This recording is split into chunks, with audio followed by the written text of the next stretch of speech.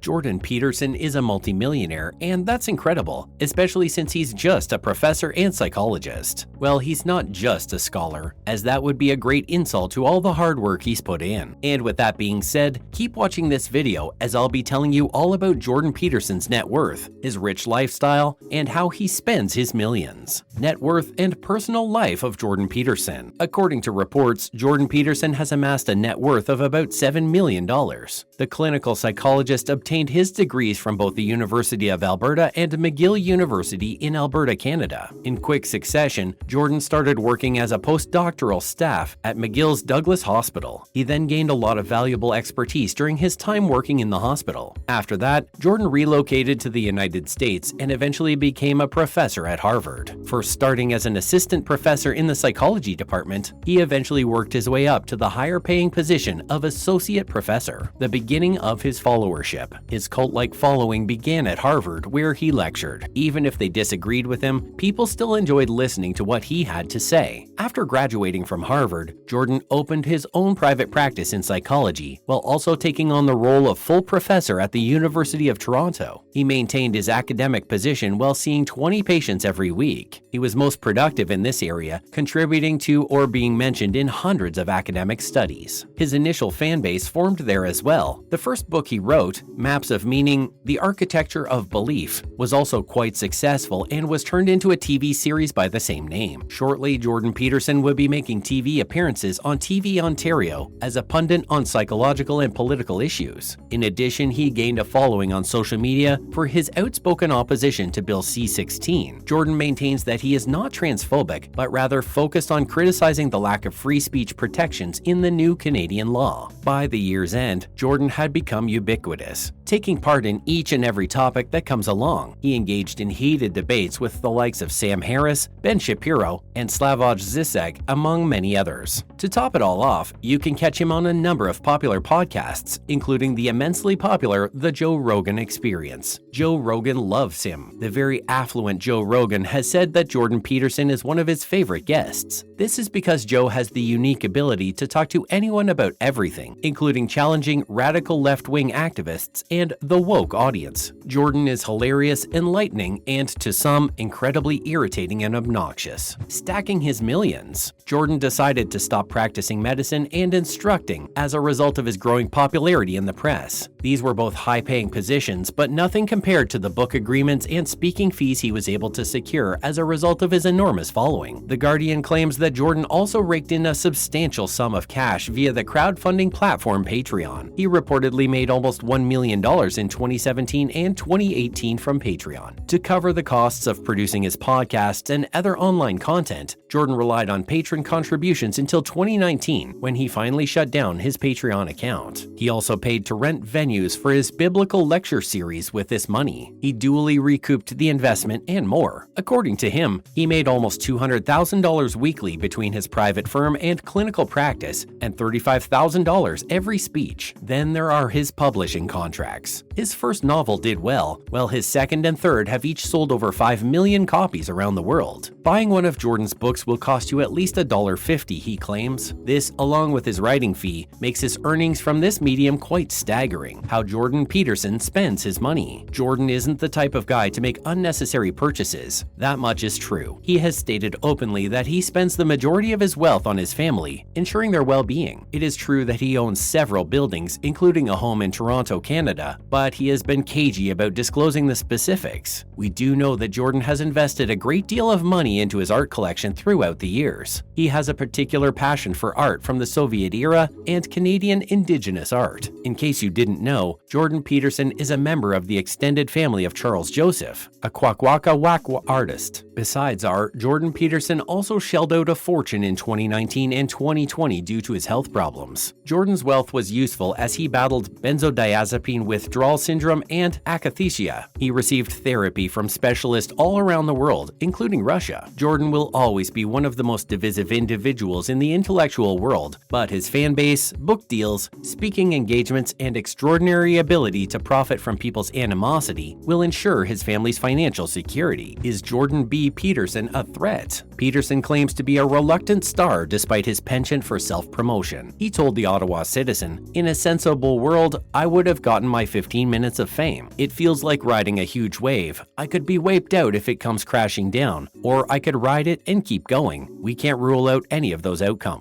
His meteoric rise to fame and fortune began, however, with a 3-part YouTube video titled "Professor Against Political Correctness" that debuted in September of 2016. 2 recent events, including an amendment to the Canadian Human Rights Act that would protect people based on their gender identity and expression, and the institution's plans to implement mandatory anti-bias training, disturbed Peterson. From there, he launched into a tirade against Marxism, human rights groups, HR departments, and what he called an underground apparatus of radical left political motivations for imposing gender-neutral pronouns on him. A Canadianized, lengthier rendition of Howard Beale's Mad as rant from Network was just as impactful as the original. A video showing student protesters interrupting one of Peterson's lectures went viral a few days later, elevating his reputation as a courageous truth-teller. The timing of his hornet's nest attack couldn't have been better, he thought. Peterson has been called the most prominent public intellectual in the West by economist Tyler Cowen. He is a kind of secular prophet in an era of lobotomized conformism, as Melanie Phillips of the conservative American Thinker describes him. Mike Cernovich, Gavin McInnes, and Paul Joseph Watson, all members of the so-called alt-right, are also huge fans of his. The money he makes through Patreon campaigns and YouTube views far outweigh his university pay. Almost 40 million people have watched his lectures and debates. However, not everyone agrees that Peterson is a serious thinker. In November, his colleague and fellow University of Toronto professor Ira Wells dubbed him the Professor of Piffle, meaning that he was more of a YouTube celebrity than a serious academic. Canadian journalist Tabitha Southey dubbed him the